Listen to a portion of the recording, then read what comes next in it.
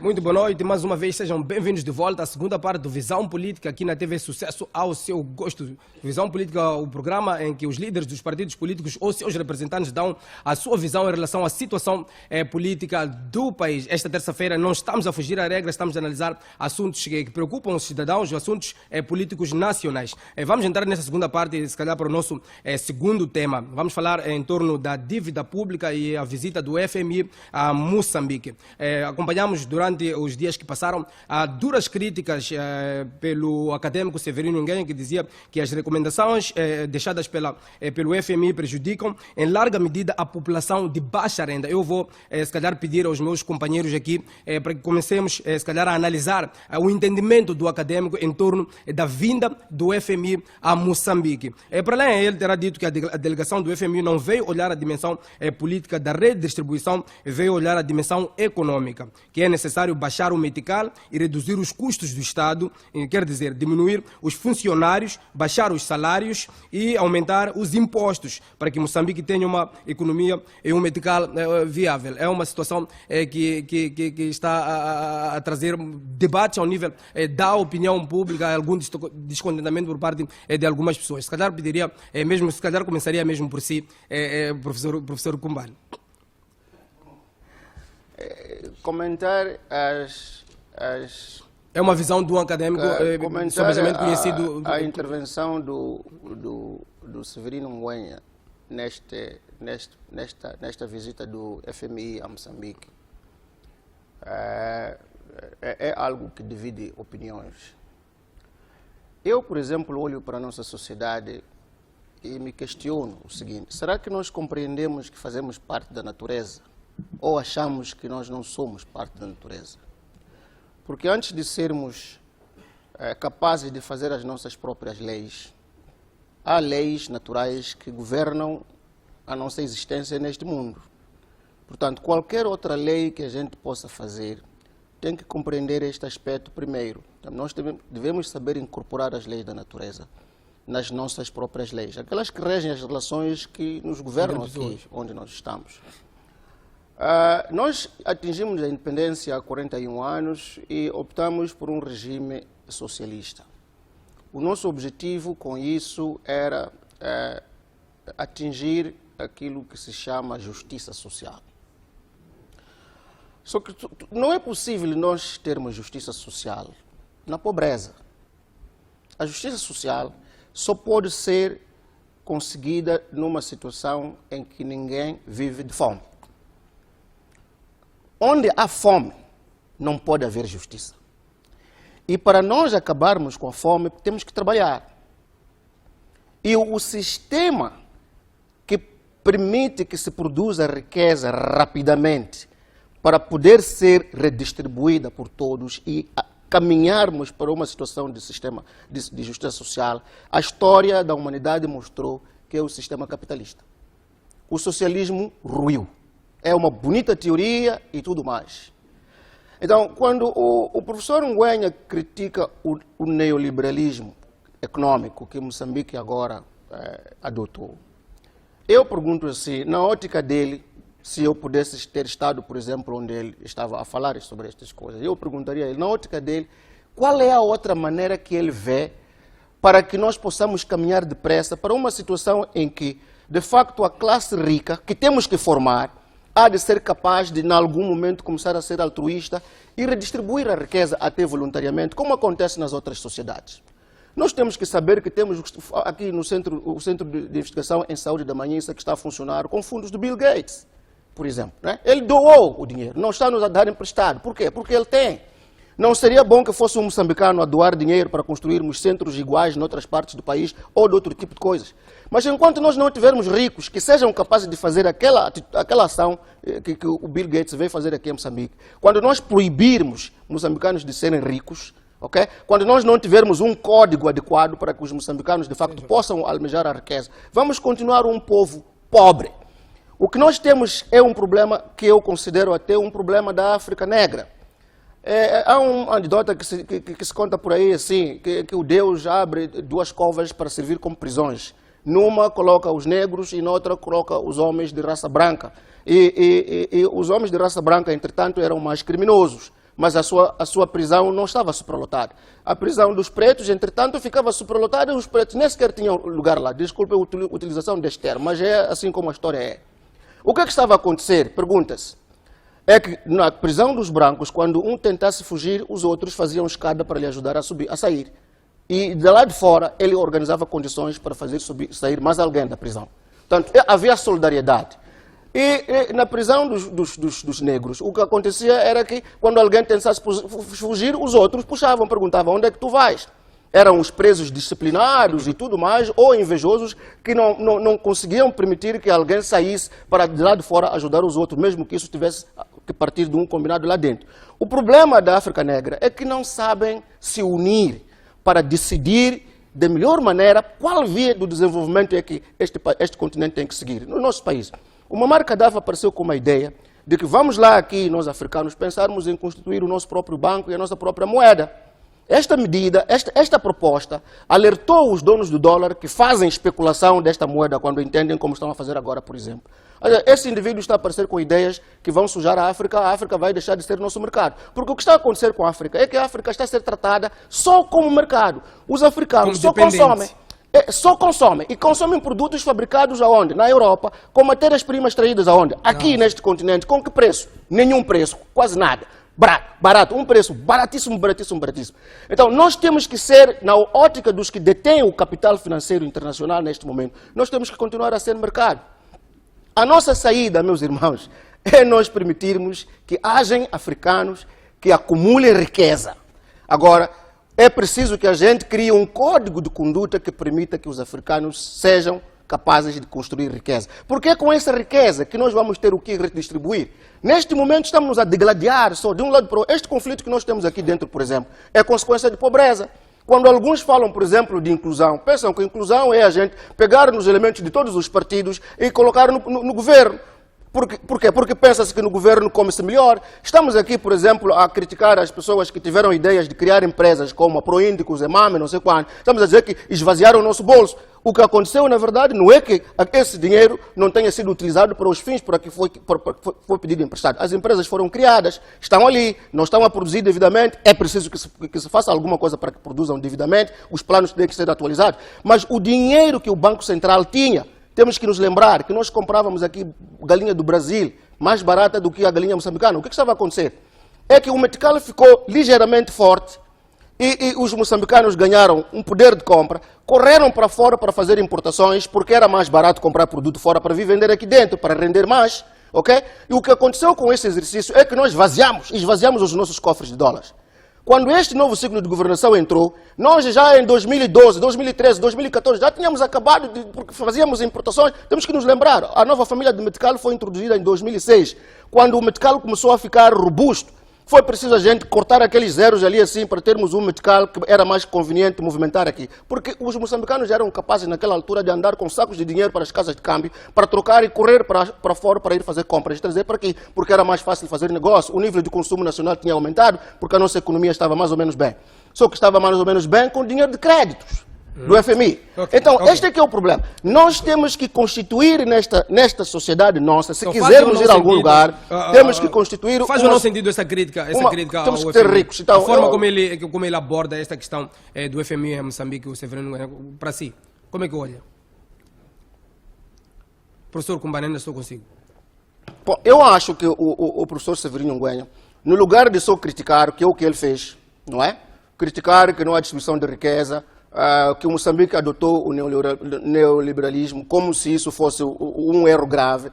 Ele que nos tivesse dito, por exemplo, qual é o outro sistema... solução, quais são as saídas? Sim, qual é a saída que este país tem para acabar com a pobreza? Porque nós não vamos acabar com a pobreza sem riqueza. E a riqueza tem que estar nas mãos de alguém, não pode estar nas mãos de toda a gente, não é possível.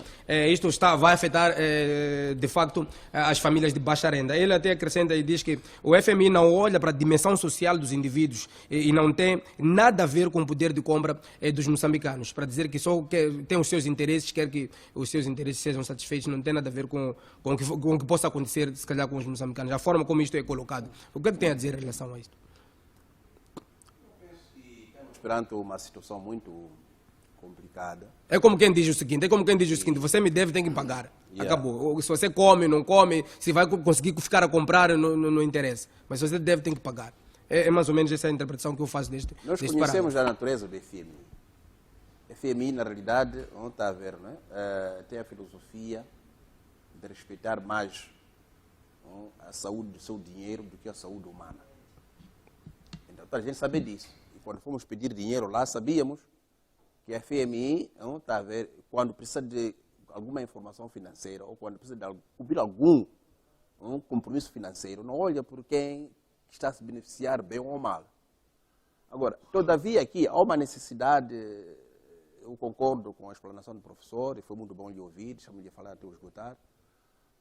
Mais uma vez, volto a dizer, não analisem as coisas superficialmente. A situação, a Frelimo que estamos a falar hoje, ninguém está contra a Frelimo. Nós todos viemos do movimento de libertação. A agenda era outra. Não está a ver, né? A transparência era outra. Não está a ver, né? A solidariedade era outra. A relação entre a liderança e os liderados não havia concretamente nenhuma penumbra. Quem nos ensinou isso foi a Frelimo. Está a ver? Então, quando nós proclamamos a independência, fomos dito que o sistema melhor de seguir era o socialismo. Muito bem, está correto. Socialismo, da maneira como estávamos a falar, na prática tínhamos uma outra forma de aplicar isso. Era a transparência, a partilha do espólio que nós ganhamos contra Portugal. Dissemos, Mondlane dizia, vamos lutar pela independência para poder libertar o homem e a terra. A terra tem recursos, esses recursos vão ser roubados para Portugal. Não está a ver? Lutem para que, entanto, o benefício da riqueza do solo e subsolo de Moçambique beneficie os moçambicanos. E nós ganhamos a força de lutar e morremos por causa disto.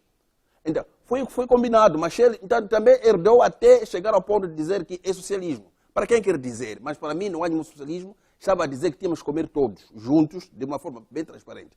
Mas ele morreu e pronto, está a ver, subiram os outros, introduziram aquilo que hoje estamos aqui a interpretar, nem sei o que é isso. Porque não houve nenhum fórum da Frelimo que dissesse o seguinte coisa, estamos a sair de uma economia planificada para uma economia de mercado. Como que nós vamos comportar? Não está a ver? Cada um, Deus dará. Então, é essa a situação que o professor está a dizer que, olha, quando os negros enchem-se porque não há solidariedade para sair da cova. Não está a ver, não? E quando os brancos deixam... Significa que ele tem que ser bem esclarecido. Ninguém vai aceitar, nenhum moçambicano vai aceitar. Aquele sistema que está acontecendo em Angola, que Moçambique quer copiar. Os filhos de dirigentes, os dirigentes, à custa do Estado, que foi construído na base do sangue do povo moçambicano, apareçam com riquezas misteriosas, só para dizer que temos que calar porque outro preto vai ficar rico. Vem o Trump, do outro lado, aquele candidato. Deus quer que não ganhe eleições. Mas se ganhar eleições, veja lá como ele liga. As pessoas chegaram à seguinte conclusão. É preferível ser colonizado com um branco estrangeiro do que ser com um filho que eu nasci. É o que está acontecendo aqui. O perigo, não houve políticas claras de partilha de riquezas. É o que o professor Nguyen está a questionar. Não está a ver? Em que circunstâncias as pessoas acumulam riqueza? Não há transparência. Eu não vou ser solidário para um bandido, um ladrão que vai ao poder à custa da minha confiança para me roubar. Está a ver, não? Deputado Yacine, como é que olha para essa intervenção do acadêmico Severino Nguyen? Primeiro, eu penso que é uma posição individual, não é? E que, no meu entender, o professor explicou o impacto das posições políticas do FMI. E é preciso também dizer que o FMI não vem quando não é chamado. Então, o FMI é convidado, são discutidas as formalidades de trabalhar com o FMI e são chegados a acordos. Não é? E que, geralmente, os Estados que precisam da intervenção do FMI se comprometem a seguir um certo padrão. É claro, a crítica do professor é no sentido... Esta é a opinião com que eu fiquei. É no sentido de que, como resultado dessas dívidas que nós tivemos, já não são ocultas, agora são sabidas, é resultado dessas dívidas que nós tivemos, o FMI, quando tiver que intervir, não irá olhar para o pacato cidadão. porque do pacato cidadão também vai tirar. Então, é importante que a gente olhe, não olhando para o FMI como o lobo mau, a dizer que este lobo que a gente, com ele concordou, uma boa vizinhança, só nos vai molestar porque nós não cumprimos a parte do acordo. E há outro ponto que é importante observar, é que ainda dias o Presidente da República dizia, ou disse, citando, fazendo citação, que as exigências do FMI são de fácil cumprimento. O Presidente da República disse isso ainda ontem. O que significa que, se são de fácil cumprimento, é porque o governo já olhou para aquilo que foram as falhas cometidas no âmbito do seu acordo com o FMI e disse que, afinal de contas, se é só isto para a gente sair deste clima de desconfiança, então o governo tem como fazer. E um dos pontos, um dos primeiros pontos levantados, todos nós sabemos, foi a aproximação do governo ao Parlamento para poder falar dessas próprias dívidas. Foi o primeiro passo. Se foi um bom passo, eu, na qualidade de deputado, digo que sim. Por quê?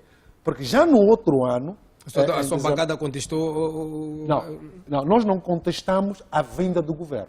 Porque foi a bancada da RENAM que, antes do término da outra, na última sessão, exigiu, a nível do Parlamento, para que o governo viesse ao Parlamento. Então, de uma ou de outra forma, nos sentimos felizes que, afinal de contas, a pressão foi tanta e que o governo veio. Mas a informação não satisfez, se calhar? Eu penso que a informação na sede de plenária trazida pelo governo pode não ter sido conclusiva. Então, aí a insatisfação de todos nós como deputados.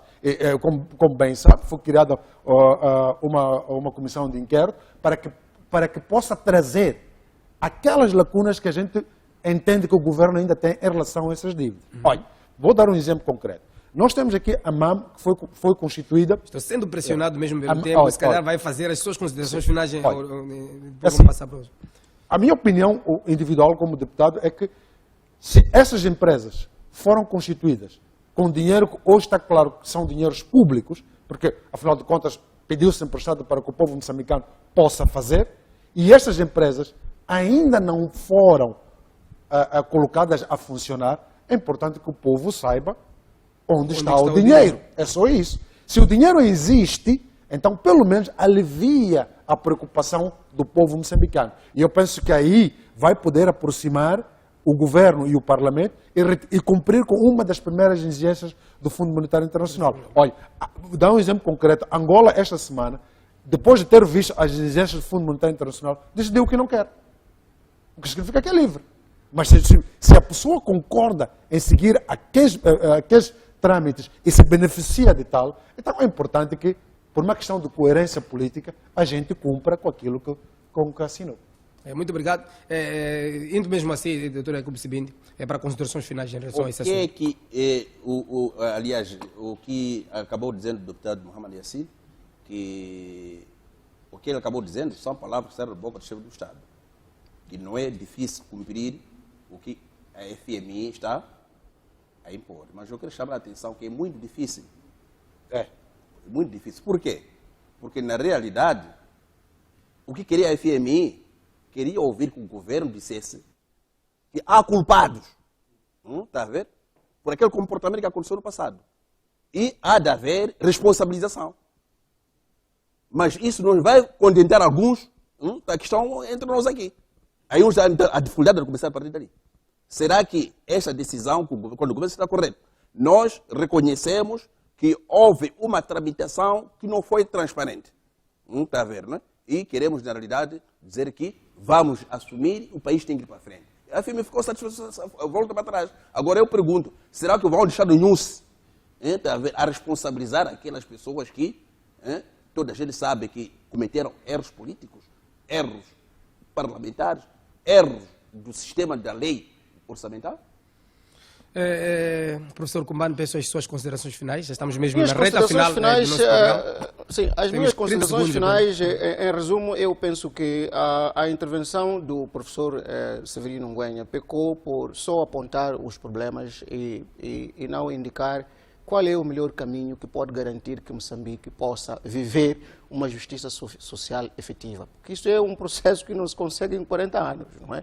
Os países que hoje vivem uma realidade de justiça social passaram muitos anos a tentar construir esse sistema. Então nós não podemos pensar que em 20 anos, ainda com um conflito que estamos aqui a gerir muito mal porque não nos entendemos, causa de desconfiança barata que existe por aqui assim, não vamos atingir isso tão rapidamente. Agora, eu devo também concordar com o que disse o meu colega de painel aqui. As condições do FMI, eu não tenho história nenhuma de nenhum país que existe neste mundo que tenha saído da pobreza com o apoio do FMI. O FMI está a fazer negócio.